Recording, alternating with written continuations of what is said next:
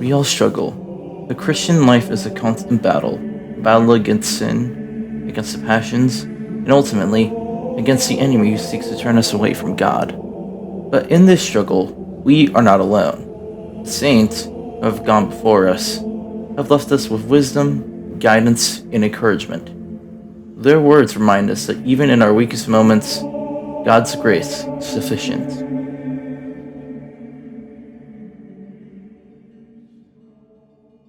The struggle of sin is not an abstract concept.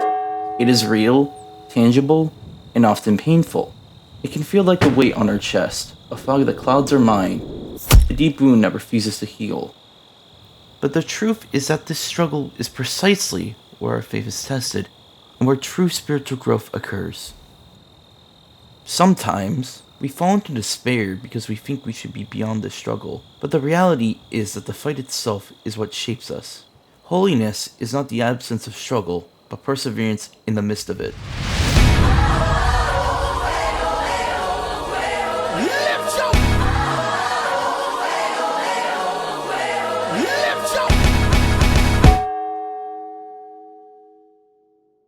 People are quick to judge others, assuming that those who struggle openly must be far from God.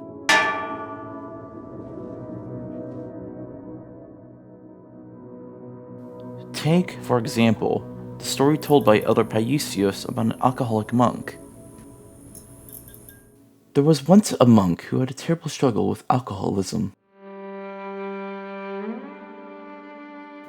Every day, he promised himself and God that he would not drink. But by evening, he would succumb to his weakness.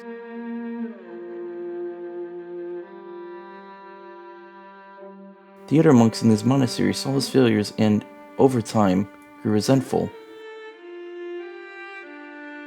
When he finally passed away, some even rejoiced, believing their monastery had been freed from his bad example.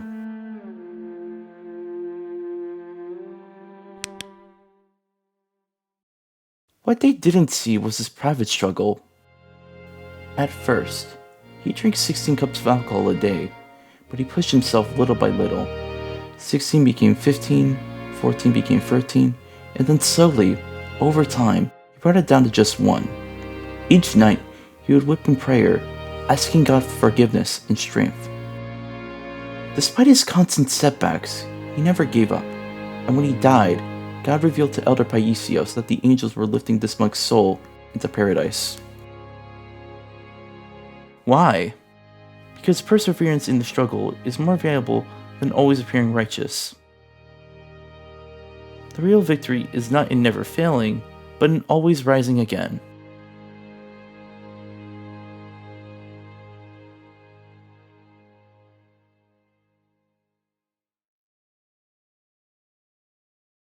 So, how do we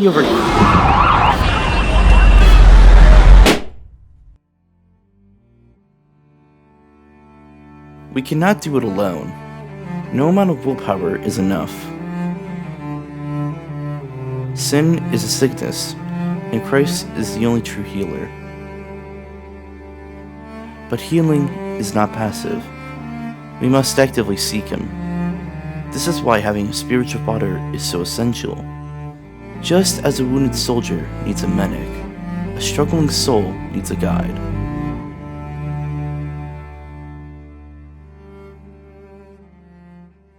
At the same time, we must encourage a deep life of prayer.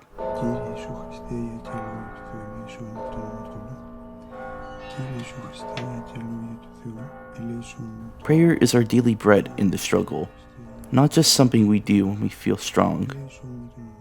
Even when our words seem empty, even when our hearts are dry, turning to God, even in silence, keeps us connected to Him. Prayer reshapes the heart over time, even when we do not immediately see the effects.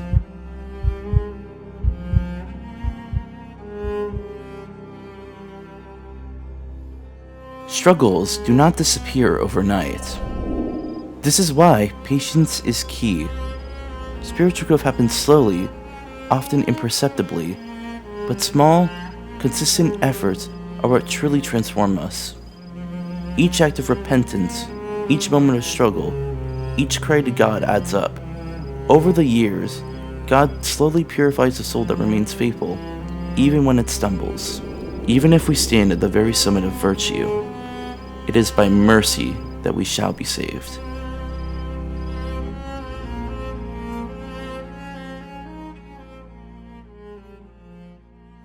The Christian life is not about being perfect, but about continually turning back to Christ. Every struggle, every fall, and every tear shed in repentance brings us closer to Him. So next time you find yourself falling into sin again, remember this: stand up again and continue to fight.